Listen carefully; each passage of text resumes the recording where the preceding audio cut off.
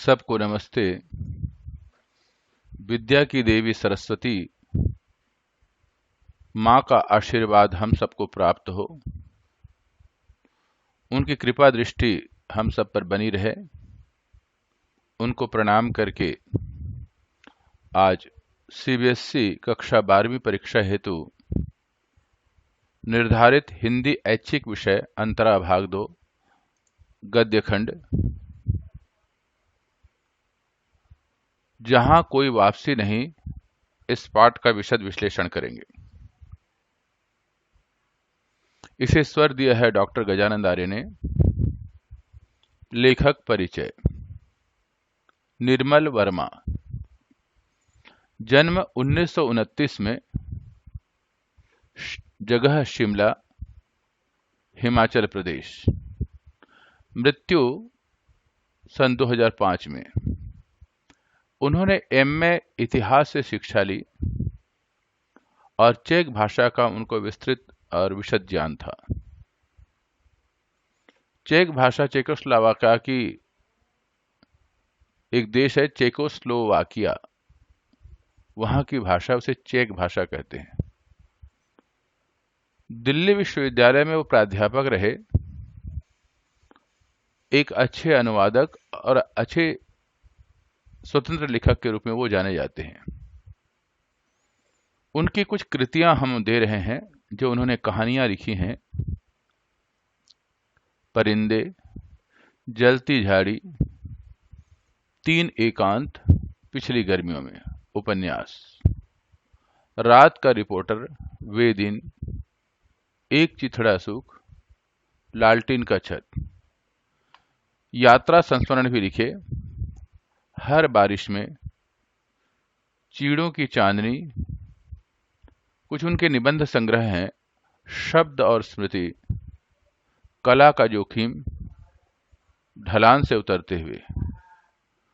उन्होंने चेकोस्लोवाकिया के जो वहां लिखे हुए कहानियां और उपन्यास हैं, उनका हिंदी में अनुवाद भी किया है। इससे पता लगता है कि चेक भाषा के वो एक गहरे जानकार व्यक्ति हैं। उनकी लेखन की जो भाषा शैली है, वो मिश्र और संयुक्त वाक्यों का बहुत ज्यादा प्रयोग करते हैं। इन वाक्यों की उनके लेखों में प्रधानता मिलेगी। उर्दू और अंग्रेजी के शब्दों का वो काफी प्रयोग भी करते हैं, लेकिन जो लेखन शैली है वो सरल भी है और सरस भी है। सरस का मतलब जिसको पढ़ने पर एक शब्द की सरसता महसूस होती है, पठन का आनंद महसूस होता है। पाठ की विशेषताएं, जिस पाठ को हम पढ़ने जा रहे हैं उसमें पर्यावरण संबंधित लेखक को बहुत चिंता है, क्योंकि आजकल औद्योगिक विकास को सरकार बहुत ज्यादा ध्यान दे रही है। उसके कारण जो लोग विस्थापित हो रहे हैं और उनकी समस्याओं पर लिखा है। पश्चिमी संस्कृति अर्थात विदेशी संस्कृति में जो औद्योगिक परंपरा है उसको बढ़ावा दिया जा रहा है। भारतवर्ष की प्राकृतिक सौंदर्य का विनाश कर रहे हैं, और यह वर्णन जो है उन्होंने सिंगरौली क्षेत्र का वर्णन किया है, और वहां का एक अमझर नाम का गांव था, उसकी पीड़ा का वर्णन किया है।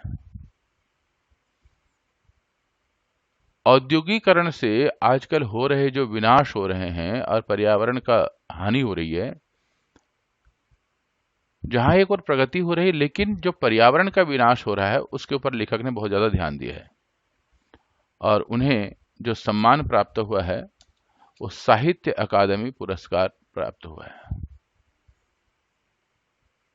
अब इससे आगे हम एनसीईआरटी की जो पुस्तक है उस पुस्तक का चिंतन करते हैं और उसमें लिखे हुए निर्मल वर्मा का जीवन परिचय का अध्ययन करते हैं। निर्मल वर्मा, जन्म सन 1929, मृत्यु 2005 में। आप निर्मल वर्मा का आप यहां पर चित्र देख रहे हैं जो एनसीईआरटी की पुस्तक में दी हुई है। निर्मल वर्मा का जन्म शिमला, हिमाचल प्रदेश में हुआ। उन्होंने दिल्ली विश्वविद्यालय के सेंट स्टीफेन कॉलेज के से इतिहास में एमए किया और अध्यापन कार्य करने लगे। अध्यापन का मतलब पढ़ाने लगे। चेकोस्लोवाकिया के प्राच्य विद्या संस्थान प्राग के निमंत्रण पर सन 1959 में वे वहां गए और चेक उपन्यासों तथा कहानियों का हिंदी अनुवाद किया। तो वो कुछ वर्ष चेकोस्लोवाकिया में भी रहे हैं और वहां पर उन्होंने अनुवाद का कार्य किया। निर्मल वर्मा को हिंदी के समान ही अंग्रेजी पर अधिकार प्राप्त था। उन्होंने टाइम्स ऑफ इंडिया तथा हिंदुस्तान टाइम्स के लिए यूरोप की सांस्कृतिक एवं राजनीतिक समस्याओं पर अनेक लेख और रिपोर्टाज लिखे। रिपोर्टाज जो है एक लेखन की विधा है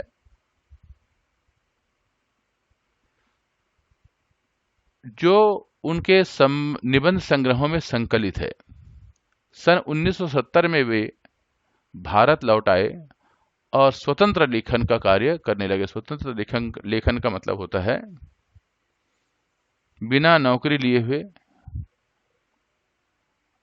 अपने आप लिखना और उस लेखन को समाज के लिए पत्र पत्रिकाओं के माध्यम से, प्रकाशन के माध्यम से संपादित करना। निर्मल वर्मा का मुख्य योगदान हिंदी कथा साहित्य के क्षेत्र में है। वे नई कहानी आंदोलन के महत्वपूर्ण हस्ताक्षर माने जाते हैं। हस्ताक्षर का मतलब यह है उनका मुकाबला नहीं, अर्थात सम्माननीय व्यक्ति हैं जो इस क्षेत्र में उन्होंने अपना स्थान बनाया है। परिंदे, जलती झाड़ी, 3 एकांत, पिछली गर्मियों में, कव्वे और काला पानी, बीच बहस में, सूखा तथा अन्य कहानियां, ये उनके कहानी संग्रह हैं। वे दिन, लालटीन की छत, एक चिथड़ा सुख और अंतिम अरण्य, ये उनके उपन्यास हैं। रात का रिपोर्टर, जिस पर सीरियल भी तैयार किया गया है, ये उनका उपन्यास है। ये उपन्यास पर टेलीविजन के लिए, दूरदर्शन के लिए उपन्यास से सीरियल भी तैयार किया गया। हर बारिश में, चीड़ों पर चांदनी, धुंध से उठती धुन में ये सारा यात्रा संस्मरण है। शब्द और स्मृति तथा कला का जोखिम, ढलान से उतरते हुए, ये उनके निबंध संग्रह हैं। विविध विषयों का विवेचन मिलता है। सन 1985 में कव्वे और काला पानी पर उनको साहित्य अकादमी पुरस्कार प्राप्त हुआ। इसके अतिरिक्त उन्हें कई अन्य पुरस्कारों से भी सम्मानित किया गया है। निर्मल वर्मा की भाषा शैली में एक अनोखी कसावट है। कसावट का मतलब होता है शब्द को जितना चाहिए और जैसा चाहिए, जिस अर्थ का चाहिए, उन्हीं शब्दों का वो प्रयोग करते हैं। इसको बोलते हैं कसावट, जो विचार सूत्र की गहनता को विविध उद्धरणों से रोचक बनाती हुई विषय का विस्तार करती है। शब्द चयन में जटिलता न होते हुए भी उनकी वाक्य रचना में मिश्र और संयुक्त वाक्यों की प्रधानता है। स्थान स्थान पर उन्होंने उर्दू और अंग्रेजी के शब्दों का स्वाभाविक प्रयोग किया है, जिससे उनकी भाषा शैली में अनेक नवीन प्रयोगों की झलक मिलती है। आज का जो विषय है, जहां कोई वापसी नहीं, यात्रा वृत्तांत, धुन से उड़ती हुई धुन से उड़ती धुन, ये उनका एक यात्रा वृत्तांत का संग्रह है। और उस यात्रा वृत्तांत में से एक पाठ ये लिया गया है जिसका नाम है जहां कोई वापसी नहीं। उसमें लेखक अपने पर्यावरण संबंधी सरोकारों को नहीं, विकास के नाम पर पर्यावरण विनाश से उपजी विस्थापन संबंधी मनुष्य की यातना को भी रेखांकित किया है। विस्थापन का मतलब होता है एक जगह से दूसरी जगह पर सरकार के द्वारा उन्हें विस्थापित कर देना, स्थान बदल देना। अगर किसी प्रोजेक्ट के लिए जगह चाहिए तो वहां पर रहने वाले निवासियों को दूसरे स्थान पर जगह और धन दे करके उन्हें वहां रहने के लिए प्रेरित किया जाता है। उसे कहते हैं विस्थापित या विस्थापना, विस्थापन। लेखक का मानना है कि अंधाधुंध विकास और पर्यावरण संबंधी सुरक्षा के बीच संतुलन होना चाहिए, नहीं तो विकास हमेशा विस्थापन और पर्यावरण संबंधी समस्याओं को जन्म देता रहेगा। मनुष्य अपने समाज, संस्कृति और परिवेश से विस्थापित होकर जीवन जीने के लिए विवश होता रहेगा। तो मनुष्य जो है अपने खास शब्द ध्यान दें, अपना जो समाज है और संस्कृति है और परिवेश, रहन सहन है, अगर उससे अलग हो जाता है तो उसे अनेक समस्याओं से जूझना पड़ता है। सरकार को इस बात पर ध्यान देना अनिवार्य है।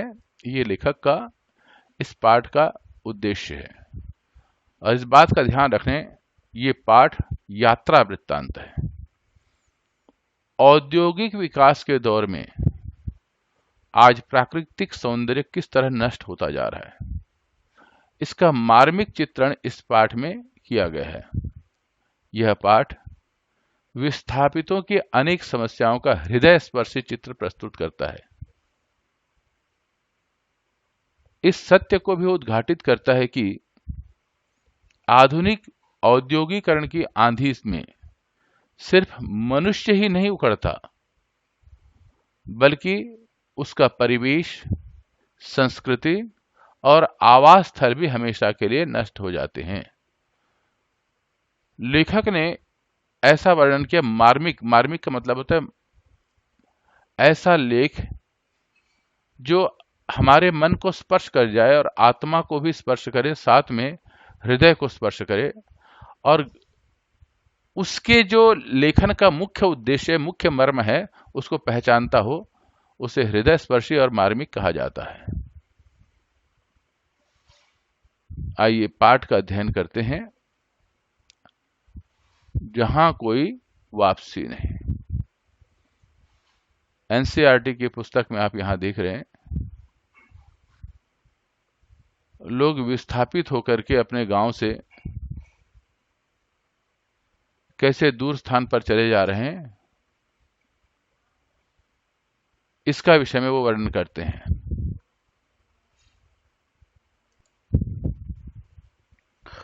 सिंगरौली, सन 1983। वह धान रोपाई का महीना था, जुलाई का अंत, जब बारिश के बाद खेतों में पानी जमा हो जाता है। हम उस दोपहर सिंगरौली के एक क्षेत्र नवा गांव गए। क्षेत्र है सिंगरौली और वहां पर जो गांव है उसका नाम है नवा गांव। लेखक जो है वहां जाते हैं, इसीलिए इसका नाम यात्रा वृत्तांत है, क्योंकि वो यात्रा करते हैं वहां पर और उन्होंने जो कुछ देखा उसे इस निबंध, इस वृत्तांत पे उन्होंने लिख दिया, इस लेख पे लिख डाला। इस क्षेत्र की आबादी 50,000 से ऊपर है, जहां लगभग 18 छोटे छोटे गांव बसे हैं। इन्हीं गांवों में एक का नाम है अमझर, आम के पेड़ों से घिरा गांव, जहां आम झरते हैं। झरते हैं का मतलब होता है टपकते हैं। किंतु पिछले 2-3 वर्षों से पेड़ों पर सूनापन है, न कोई फल पकता है, न कुछ नीचे झरता है, टपकता है। कारण पूछने पर पता चला कि जब से सरकारी घोषणा हुई है कि अमरौली प्रोजेक्ट के अंतर्गत नवा गांव के अनेक गांव उजाड़ दिए जाएंगे। तब से न जाने कैसे आम के पेड़ सूखने लगे। आदमी उजड़ेगा तो पेड़ जीवित रह करके करेंगे भी क्या। लेखक ने यहाँ पर इसके अंतर्गत अमरोली जो प्रोजेक्ट सरकार के द्वारा बनाया गया, तो वहां पर लोगों को जब विस्थापित कर दिया और वहां पर जाकर के उन्होंने जो आंखों से देखा, व्यक्ति तो व्यक्ति, प्रकृति भी परेशान है, इस बात का लेखक ने यहां वर्णन किया। और आप चित्र में देख रहे हैं, ये अमझर गांव है जहां पर आम के बहुत सारे वृक्ष हैं और छोटे छोटे खपरेल से बना हुआ मकान है। इसको खपरेल कहा जाता है। गांव में ये बहुत ज्यादा मिलते हैं। इधर तो उत्तर भारत में नहीं, लेकिन कुछ क्षेत्र ऐसे हैं जहां पर खपरेल के मकान काफी मिलेंगे। यहां पर गांव का एक सुंदर सा चित्र आप देख रहे हैं। टिहरी गढ़वाल एक जगह का नाम है जो उत्तरांचल में है। पेड़ों पर बचाने के लिए आदमी के संघर्ष की कहानियां सुनी थी, किंतु मनुष्य के विस्थापन के विरोध में पेड़ भी एक साथ मिलकर मूक सत्याग्रह कर सकते हैं। इसका विचित्र अनुभव सिर्फ सिंगरौली में हुआ। लेखक ने अपने लेखन शैली के माध्यम से यह स्पष्ट कर दिया है, प्रकृति का विनाश करने के लिए मनुष्य किस प्रकार औद्योगिकरण को बढ़ावा दे रहा है। लेखक ने इस बात को यह भी माना है, अगर औद्योगिकरण को बढ़ावा देना भी है तो प्रकृति की संरक्षण का भी उद्देश्य उसी प्रोजेक्ट के साथ होना चाहिए। इस बात को स्पष्ट तौर से स्वीकार करते हैं और कहते हैं मूक सत्याग्रह। सत्याग्रह का मतलब होता है किसी के खिलाफ अपना प्रदर्शन करना, और मूक का मतलब मौन, चुपचाप, बिना बोले। वृक्ष भी ऐसे कर रहे हैं। ऐसे कह करके उनमें एक सजीव वर्णन किया है। मेरे लिए एक दूसरी दृष्टि से यह अनूठा अनुभव था। लोग अपने गांव से विस्थापित होकर कैसी अनाथ, उन्मूलित उन्मूलित जिंदगी बिताते हैं। अनाथ का मतलब जिसका कोई सहारा ना हो। उन्मूलित का मतलब है जो मूल स्थान जहां उनका असली गांव है वहां से उखाड़ करके दूसरी जगह लगा देना, उसे कहते हैं उन्मूलित। जैसे किसी पेड़ को उखाड़ करके दूसरी जगह लगा देते हैं, उसे भी उन्मूलन ही कहते हैं। ऐसे ही मनुष्य के लिए भी स्थिति है। यह मैंने हिंदुस्तानी शहरों के बीच बसी मजदूरों की गंदी, दम घुटती, भयावह बस्तियों और स्लम में कई बार देखा था। किंतु विस्थापन से पूर्व वे कैसे परिवेश में रहते होंगे, किस तरह की जिंदगी बिताते होंगे, इसका दृश्य अपने स्वच्छ, पवित्र, खुलेपन में पहली बार अमझर गांव में देखने को मिला। तो लेखक को बड़ा वेदना हुई है। मजदूर जो है अपने गांव से उगड़ कर जब शहर में जाते हैं तो उन्हें झोपड़ियों में रहना पड़ता है और वो स्थान गंदगी से भरा रहता है। अगर वहां पर जाए तो दम घुटता है। स्लम बस्ती भी हम उसे कहते हैं। वह स्थिति वास्तव में भयावह होती देखने। लोग जो है सिर्फ जिंदगी जीने के लिए ही अपने जीवन से लड़ते हैं।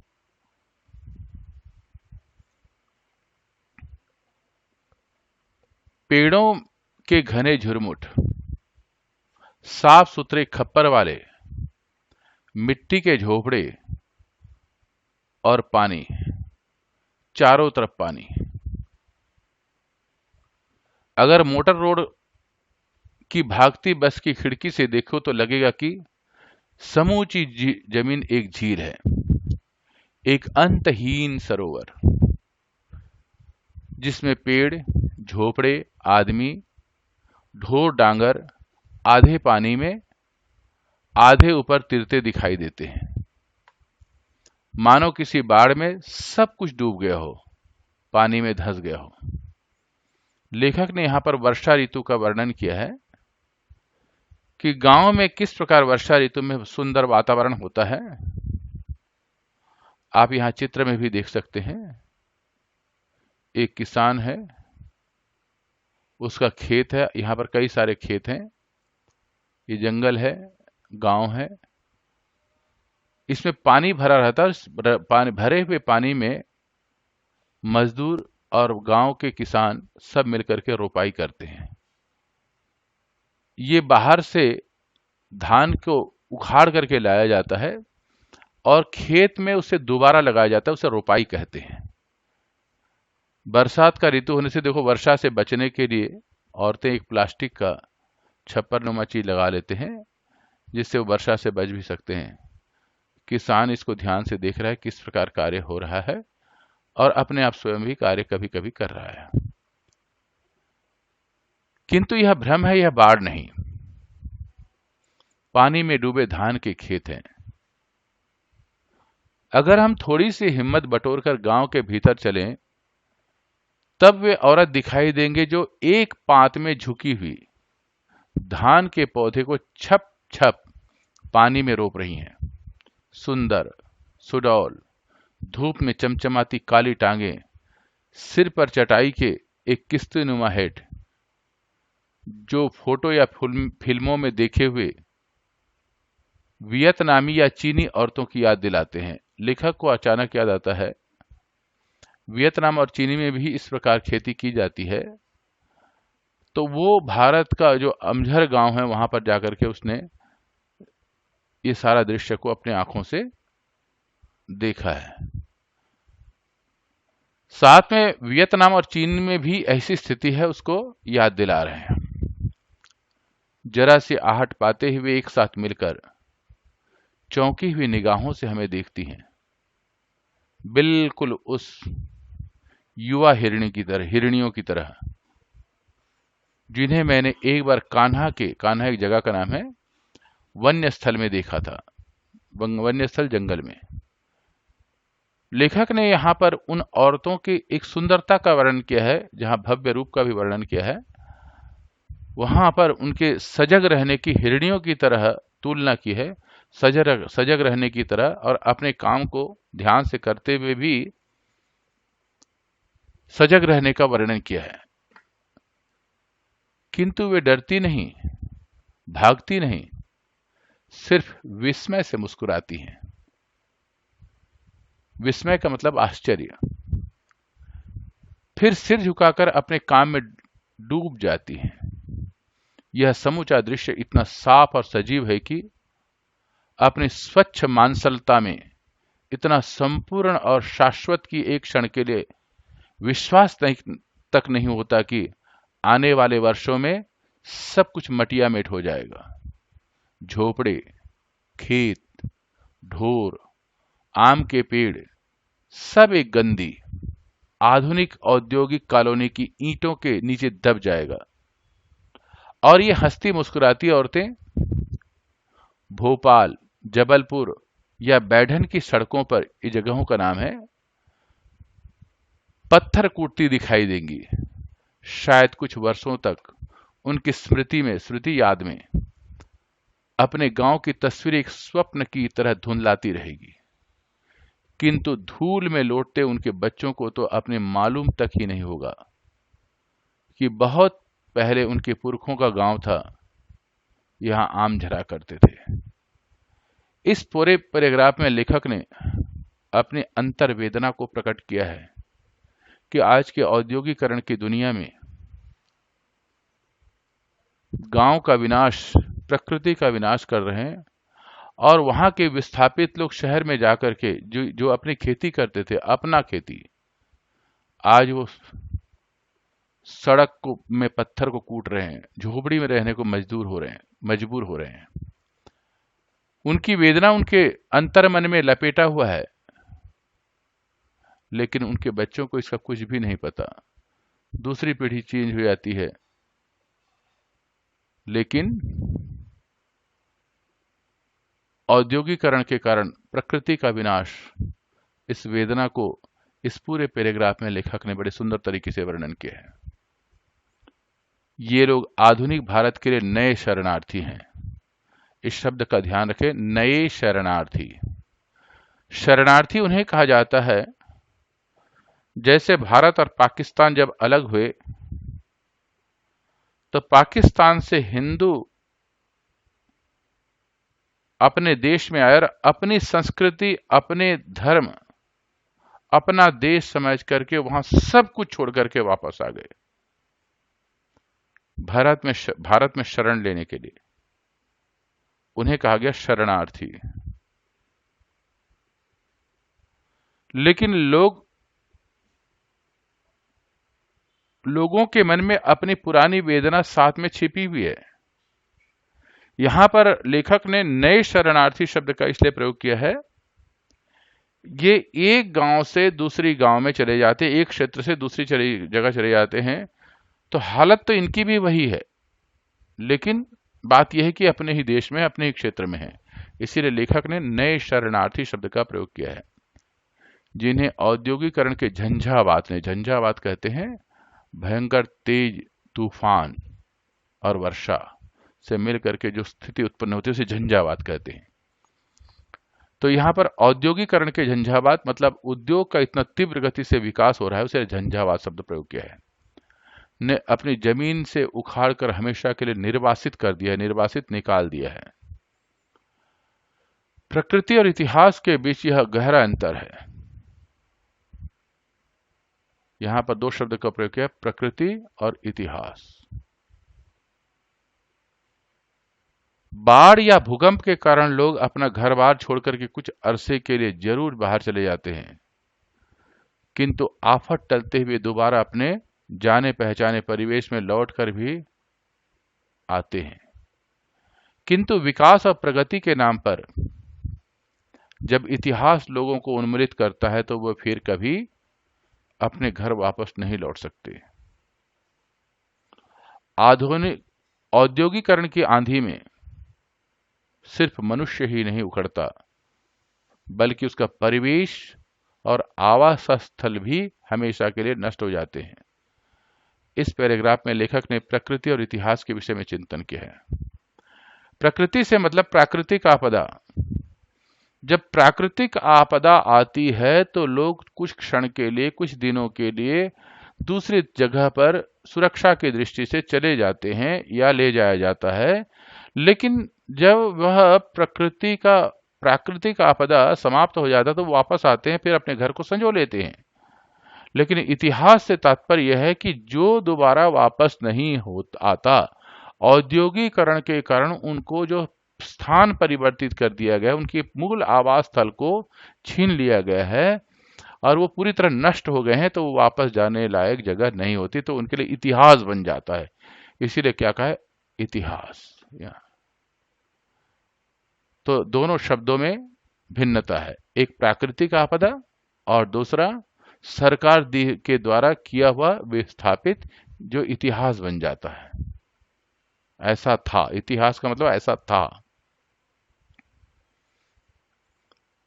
एक भरे पूरे ग्रामीण अंचल को कितनी नासमझी और निर्ममता से उखाड़ा जा सकता है, सिंगरौली का है ज्वलंत उदाहरण है।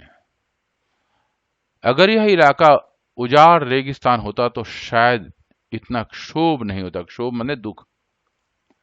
किंतु सिंगरौली की भूमि इतनी उर्वरा और जंगल से इतने समृद्ध हैं। उर्वरा का मतलब जहां बहुत अच्छे फसल होता है, जो मिट्टी बहुत अच्छी होती है, उर्वर मिट्टी, और जंगल वहां बहुत ज्यादा थे, इसीलिए दोनों चीजों से समृद्ध था। समृद्ध का मतलब संपन्नता काफी अधिक था कि उनके सहारे शताब्दियों मतलब सैकड़ों साल, सैकड़ों वर्षों से, शताब्दियों का मतलब सैकड़ों वर्षों से हजारों वनवासी और किसान अपना भरण पोषण करते आए हैं। 1926 से पूर्व यहां खैरवार जाति के आदिवासी राजा शासन किया करते थे, किंतु बाद में सिंगरौली का आधा हिस्सा, जिसमें उत्तर प्रदेश तथा मध्य प्रदेश के खंड शामिल थे, रीवा राज्य के भीतर शामिल कर लिया गया। तो उसको खंडित कर दिया गया, जो रीवा राज्य था आधा उसमें शामिल कर दिया गया। 20 वर्ष पहले तक समूचा क्षेत्र विंध्याचल कैमूर के और कैमूर के पहाड़ों और जंगलों से घिरा हुआ था, जहां अधिकांशतः कत्था, महुआ, बांस और शीशम के पेड़ उगते थे। ये वृक्षों की प्रजातियों का नाम है कत्था, महुआ, बांस और शीशम। एक पुरानी दंत कथा के अनुसार सिंगरौली का नाम श्रृंगावली पर्वतमाला से निकला है।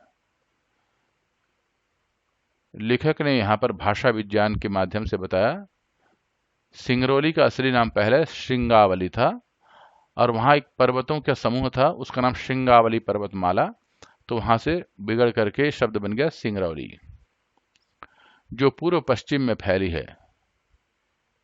चारों ओर फैले घने जंगलों के कारण यातायात के साधन इतने सीमित थे कि एक जमाने में सिंगरौली अपने अतुल प्राकृतिक सौंदर्य के बावजूद काला पानी माना जाता था, जहां न लोग भीतर से आते थे और न बाहर जाने का जोखिम उठाते थे। काला पानी भारत का एक ऐसा क्षेत्र है जहां पर इतने पानी गहरा है और वहां पर छोटी पहाड़ियां हैं, वहां पर कोई रास्ता नहीं आने जाने का, उसे काला पानी कहते हैं। अंग्रेजों ने इसे अपना जेल का स्थान बनाया था, जो आज भी वहां पर आप जाकर के देख सकते हैं अंडमान निकोबार समूह में। लेकिन लेखक ने इस जगह को प्राकृतिक सौंदर्य का इतना घना क्षेत्र कहा कि बाहर के लोग कम आते जाते थे, तो काला पानी के नाम से उसे संबोधित किया है। देखो यहां पर चित्र में दिया है औरतें कैसे लाइन से खेत में धान का रोपण कर रही हैं। किंतु कोई भी प्रदेश आज के लोलुप युग में, लोलुप मतलब लालच के भरा है युग में, स्वार्थ का युग, अपने अलगाव में सुरक्षित नहीं रह सकता। कभी कभी इलाके की संपदा ही उनका अभिशाप बन जाती है। इस वाक्य में लेखक ने बहुत स्पष्ट शब्दों में कहा, प्रकृति के अंदर बहुत सारी संपदा है, जैसे तांबा, कोयला। तो ये प्राकृतिक संपदा जब सरकार की नजरों में आती है तो उस क्षेत्र के वासियों के लिए वह श्राप बन जाता है कि यहां से उठ करके तुम दूसरी जगह जाके बस जाओ, ये सरकार की जगह हो गई, ताकि वहां पर उद्योग लगाया जा सके, उसका उत्पादन किया जा सके।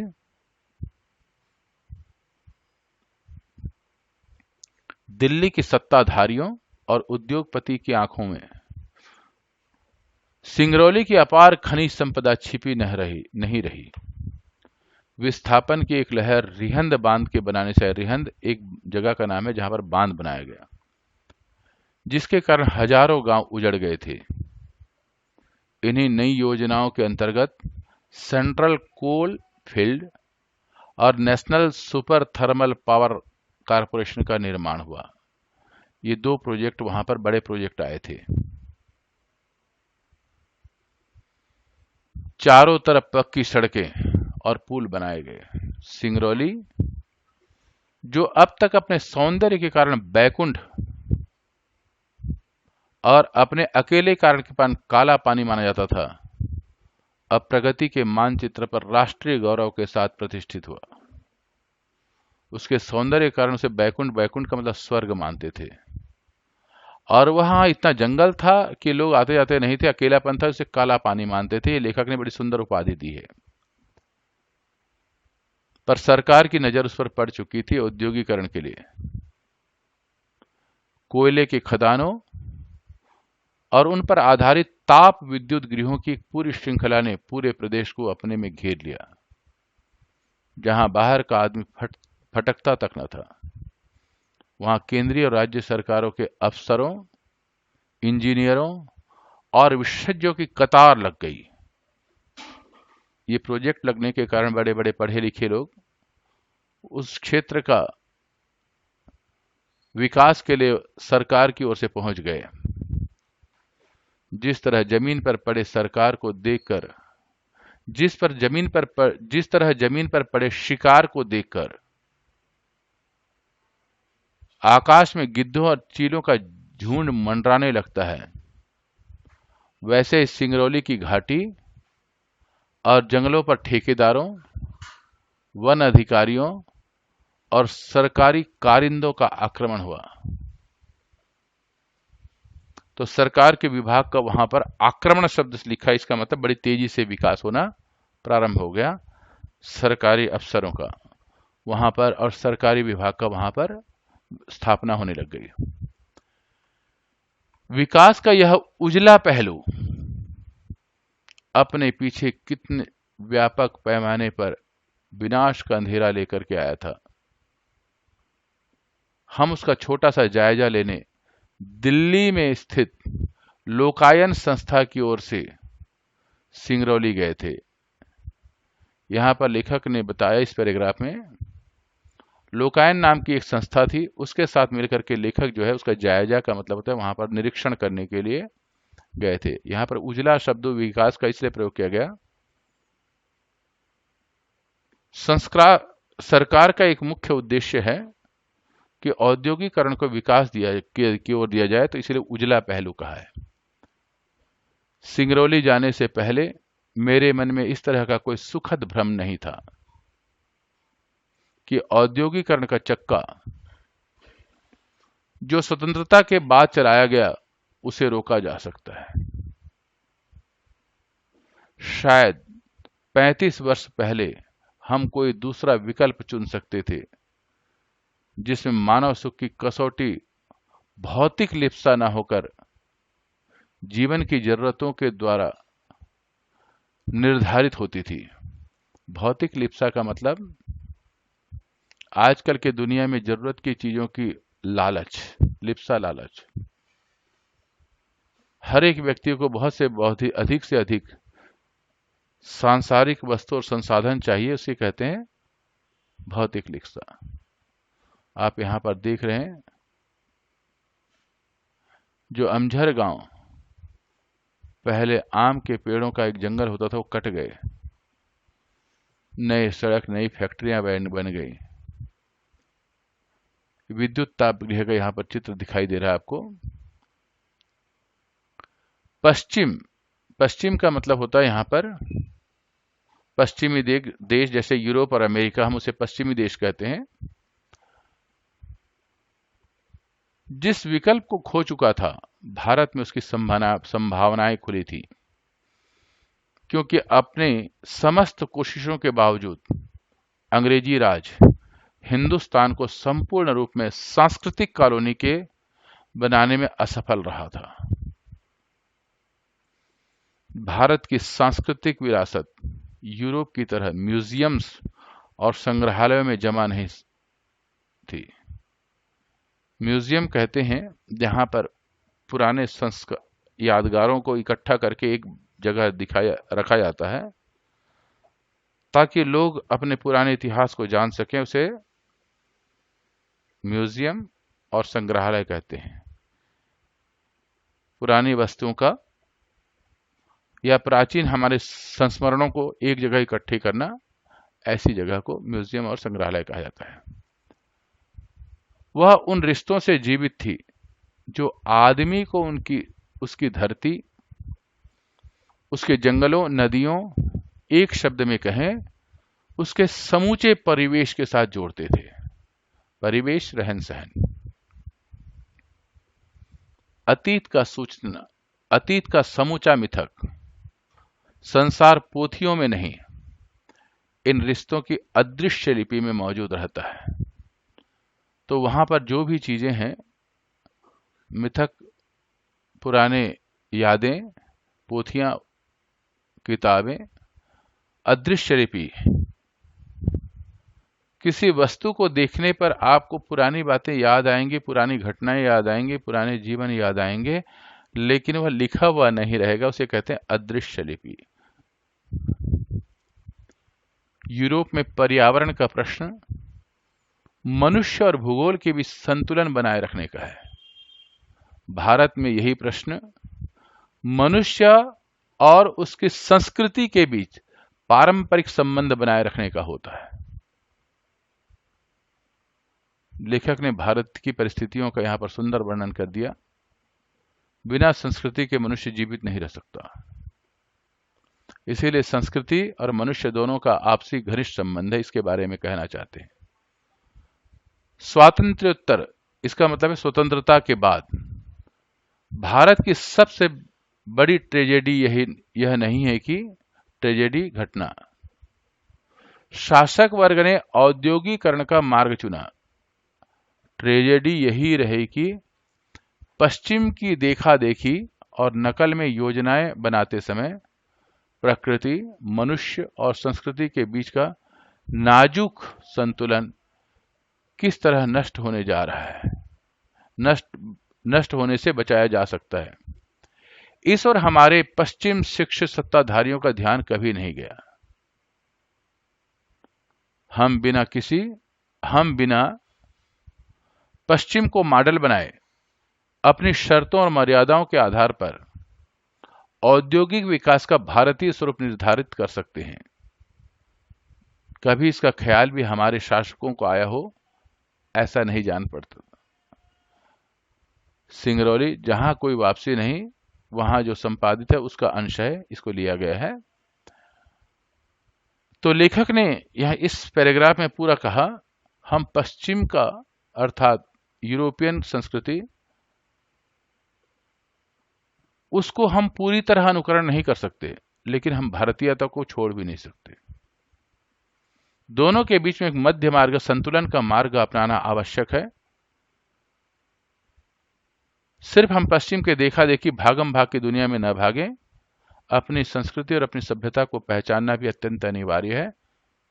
लेखक ने इस पूरे पैराग्राफ में इस बात को स्पष्ट कर दिया है और हर एक व्यक्तियों का ध्यान इधर आकर्षित और सरकार का ध्यान भी इधर आकर्षित करने की कोशिश की है।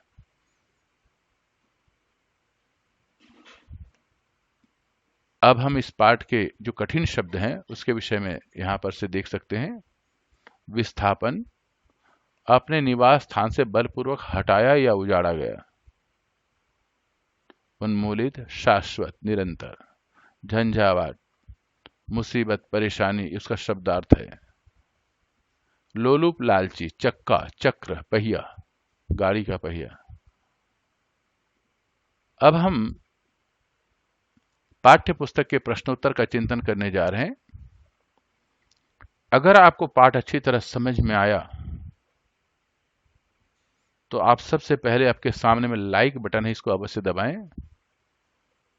साथ में सब्सक्राइब अवश्य करें। सब्सक्राइब का मुख्य उद्देश्य होगा, हम जितने हिंदी साहित्य को पढ़ने वाले व्यक्ति हैं, एक मंच पर एक जगह इकट्ठा होना, और साथ में हर मनुष्य का एक संकल्प होगा, हर छात्र का एक संकल्प होगा, हर अध्यापक अध्यापिकाओं का एक उद्देश्य होगा कि हम एक दूसरे की सहायता के लिए तत्पर रहें। उसके लिए आप इस वीडियो को अपने कुछ मित्रों को प्रेषित भी कर सकते हैं और सुझाव भी दे सकते हैं कि आप यहां से देख सकते हैं। लेकिन अगर इससे संबंधित आपको कोई बात अच्छी लगी हो तो मुझे लिखें। अगर इसमें किसी भी प्रकार के अन्य सुझाव आप देना चाहते हैं तो वह भी आप मुझे अवश्य लिखें। हम सब मिल करके भारत की राजभाषा को आगे बढ़ाने के लिए पूर्णतः प्रयत्नशील रहेंगे। पाठ्य पुस्तक के प्रश्नोत्तर। प्रश्न 1, अमझर से आप क्या समझते हैं? अमझर गांव में सूनापन क्यों है? अमझर दो शब्दों से मिलकर के बना, आम तथा झरना। झरना का मतलब होता है टपकना। इस आधार पर अमझर शब्द का अर्थ हुआ वह स्थान जहां आम झरते हों। जब से यह घोषणा गांव में पहुंची कि अमरौली प्रोजेक्ट के निर्माण के लिए नवा गांव के बहुत सारे गांव को नष्ट कर दिया जाएगा या विस्थापित कर दिया जाएगा, तब से गांव के पेड़ों ने फलना फूलना छोड़ दिया है। अमझर गांव नवा गांव के क्षेत्रफल में आता है, तो उसे भी उजाड़ा जाएगा। यह सूचना मानो प्रकृति को भी पता चल गई है। अतः इस वजह से अमझर गांव में सूनापन है। यह पूरा प्रकरण सजीव वर्णन है। आधुनिक भारत में नए शरणार्थी किसे कहा गया है? ये प्रश्न 2। उत्तर, आधुनिक भारत के नए शरणार्थी हजारों गांवों के उन लोगों को कहा गया है जिन्हें आधुनिकता के नाम पर अपना गांव छोड़ना पड़ा है। भारत की प्रगति तथा विकास के लिए इन्हें अपने घर, खेत खलिहान, पैतृक जमीन इत्यादि छोड़नी पड़ी है। वे विस्थापन का दर्द झेल रहे हैं जो उन्हें औद्योगिकरण के नाम पर मिला है। पहले वे शरणार्थी थे जिन्हें भारत पाक विभाजन में विस्थापन का दर्द झेलना पड़ा था। अब ये नए शरणार्थी हैं जिन्हें औद्योगिकरण के कारण यह दर्द झेलना पड़ रहा है। प्रकृति के कारण, प्रश्न 3, प्रकृति के कारण विस्थापन और औद्योगिकरण के कारण विस्थापन में क्या अंतर है? प्रकृति के कारण जो विस्थापन मिलता है उसकी क्षतिपूर्ति कुछ समय बाद पूर्ण की जा सकती है। लोग प्राकृतिक आपदा के बाद पुनः अपने स्थानों पर जा बसते हैं। सब कुछ नष्ट होने का दुख होता है, लेकिन अपनी जमीन से वे जुड़े रहते हैं। परंतु औद्योगिकरण के कारण जो विस्थापन मिलता है वह थोपा गया है। इसमें मनुष्य अपनी पैतृक संपत्ति, धरोहर, खेत खलिहान, अपनी यादों तक खो देता है। उसे पुनः मिलने की आशा होती ही नहीं। बेघर होकर उसे एक स्थान से दूसरे स्थान में भटकने के लिए विवश होना पड़ता है। प्रश्न 4, यूरोप तथा भारत की पर्यावरणीय संबंधी चिंताएं किस प्रकार भिन्न हैं? उत्तर, यूरोप में लोग मानव तथा भूगोल के मध्य बढ़ रहे असंतुलन को लेकर चिंताएं हैं। भारत की स्थिति इससे विपरीत है। यहां पर्यावरणीय चिंताएं, पर्यावरण से संबंधित चिंताएं मानव तथा संस्कृति के मध्य समाप्त हो रहे पारंपरिक संबंध से है। हमारे यहां संस्कृति पर्यावरण से जुड़ी हुई है। पर्यावरण विद्यमान नहीं रहेगा तो संस्कृति भी अपने अस्तित्व को खो देगी। प्रश्न 5, लेखक के अनुसार स्वातंत्र्योत्तर भारत की सबसे बड़ी ट्रेजेडी क्या है? उत्तर, लेखक के अनुसार स्वातंत्र्योत्तर भारत के शासक वर्ग ने औद्योगिकरण को भारत के विकास और प्रगति के रूप में चुना। उसका मानना था कि औद्योगिकरण को अपनाकर भारत को पुनः अपने पैरों पर खड़ा किया जा सकता है। यह मात्र पश्चिमी देशों की नकल का स्वरूप था। हमने इस भेड़ चाल में जो प्रकृति और संस्कृति से प्रेम भरा संबंध था उसे नष्ट कर डाला। हम चाहते तो यह प्रयास कर सकते थे कि यह संबंध भी नष्ट नहीं होता। हम विकास और प्रगति को प्राप्त कर जाते। हमने अपनी क्षमताओं पर विश्वास ही नहीं किया और पश्चिमी देशों की नकल करने पर उतारू हो गए। यह स्वातंत्र्योत्तर भारत की ट्रेजेडी है। प्रश्न 6, औद्योगिकरण ने पर्यावरण का संकट पैदा कर दिया, क्यों और कैसे? उत्तर, औद्योगिकरण पर्यावरण का संकट पैदा करने में सबसे बड़ा कारण रहा है। औद्योगिकरण के लिए सरकार ने उपजाऊ भूमि तथा वहां परिवेश को नष्ट कर डाला। इसका प्रभाव यह पड़ा कि प्राकृतिक असंतुलन बढ़ गया। औद्योगिकरण ने विकास तो दिया, लेकिन प्रदूषण का उपहार भी हमें दे दिया। इसमें भूमि, वायु तथा जल प्रदूषण ने प्रकृति के संतुलन को बिगाड़ दिया और वहां के सौंदर्य को नष्ट कर दिया। प्रश्न 7, निम्नलिखित पंक्तियों का आशय स्पष्ट कीजिए। आदमी उजड़ेंगे तो पेड़ जीवित रहकर क्या करेंगे क्या? प्रकृति और इतिहास के बीच में यह गहरा अंतर है। उत्तर, प्रकृति तथा मनुष्य का गहरा संबंध है। मनुष्य सदैव से प्रकृति के साथ तालमेल बिठाकर जिया है। अतः यदि मनुष्य दुखी होता है तो इसका असर प्रकृति पर भी पड़ता है। पेड़ और मनुष्य का रिश्ता सदियों से साथ रहा है। पेड़ों ने मनुष्य सभ्यता को बढ़ाया ही नहीं, बल्कि उसका पालन पोषण भी किया है। अतः मनुष्य ही अपने परिवेश से हटा दिए जाएंगे तो पेड़ कैसे प्रसन्न रह सकते हैं? यही कारण है कि आदमी के उजड़ने पर पेड़ों का जीवित रहना संभव नहीं है। ख, प्रकृति और इतिहास के बीच का अंतर उनके स्वभाव से ही स्पष्ट हो जाता है। प्रकृति जब किसी आपदा को भेजती है तो मनुष्य को जीने का अवसर पुनः प्रदान करती है। इतिहास जब मनुष्य के सभ्यता को उजाड़ता है तो उसके अवशेष मात्र ही रह जाते हैं और पुनः बसने की आशा ही समाप्त हो जाती है। प्रश्न 8, निम्नलिखित पर टिप्पणी कीजिए। आधुनिक शरणार्थी। आधुनिक शरणार्थी उन्हें कहा गया है जिन्हें औद्योगिकरण के आंधी के कारण विस्थापन का जहर भोगना पड़ता है। इन्हें अपने पैतृक निवास, खेत खलिहान और यादों से हमेशा के लिए हटा दिया गया है। यहां पर आप नए शरणार्थी शब्द का भी उत्तर यही प्राप्त करेंगे।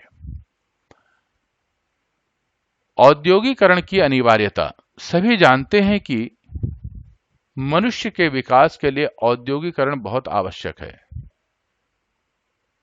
यह विकास को गति प्रदान करता है, विकास के लिए नए साधन उपलब्ध करवाता है। इसकी कीमत पर प्रकृति का दोहन उचित नहीं। हमें औद्योगिकरण को बढ़ावा देने से पूर्व निश्चित कर लेना चाहिए कि इससे प्रकृति और मनुष्य के संबंध को नुकसान न पहुंचे। ग, प्रकृति मनुष्य और संस्कृति के बीच आपसी संबंध। प्रकृति, मनुष्य और संस्कृति के बीच सदियों से गहरा संबंध रहा है। प्रकृति ने ही मनुष्य का लालन पोषण किया है। मनुष्य के विकास के साथ साथ संस्कृति का भी विकास हुआ है। यदि इनमें से कोई एक कड़ी टूटती है तो बाकी को कोई नुकसान नहीं पहुंचेगा। यह मानना मूर्खता होगी। अतः हमें प्रयास करना चाहिए कि इनके मध्य के संबंध को जोड़े रखने होंगे या जोड़े रखें।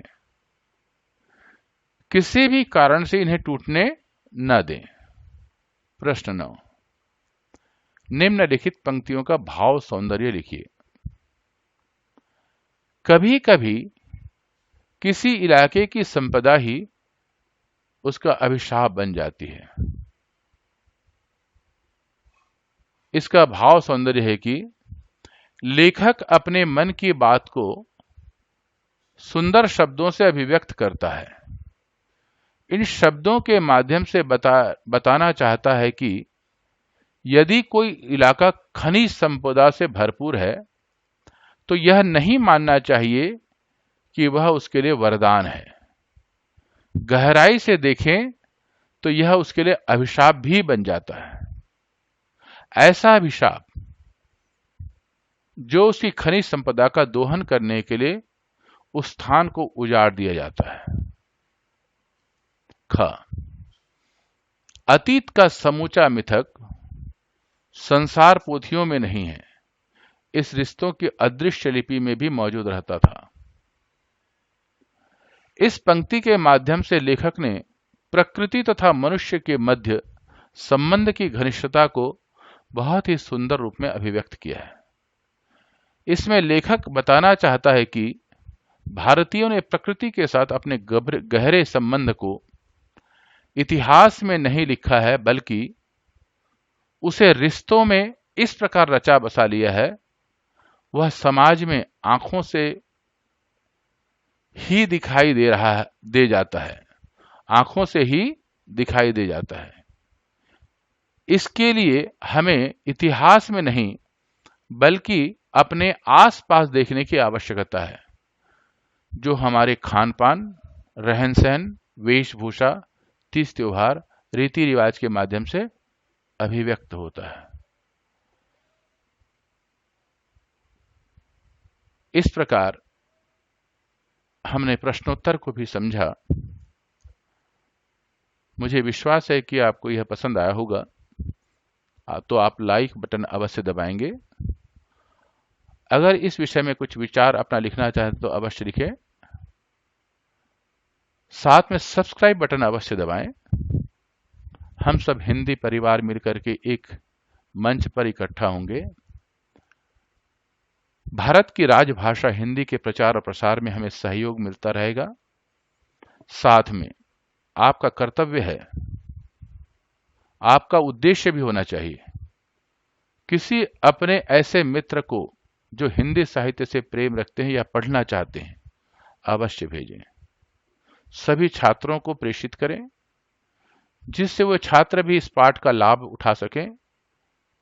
इस पाठ को पढ़ने मात्र से सिर्फ पाठ पढ़ना नहीं है, अपितु भारत की जो समस्याएं हैं, गंभीर समस्याएं हैं, उसको समझना और समझ करके सरकार और जनता दोनों मिलकर के इसको दूरीकरण करना भी इसका एक मुख्य उद्देश्य है।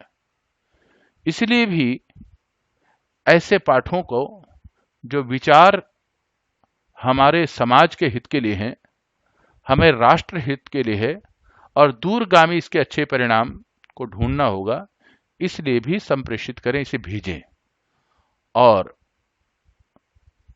हम सब मिलकर के एक बड़ा सा हिंदी परिवार बनाएंगे और हिंदी का प्रचार और प्रसार करते रहेंगे। पुनः गजानन शास्त्री का, डॉक्टर गजानन आर्य का आप सबको नमस्ते। मां सरस्वती की कृपा हम सब पर बनी रहे, उनका वरद हस्त हम सब पर बना रहे। इन शब्दों के साथ सबको पुनः प्रणाम करता हूं और आशा रखता हूं कि हम सब मिलकर के रहेंगे, एक रहेंगे और एक दूसरे का सम्मान करते हुए हिंदी साहित्य को प्रचार और प्रसार में लगे रहेंगे। इन्हीं शब्दों के साथ मेरा प्रणाम स्वीकार करें। सबको नमस्ते।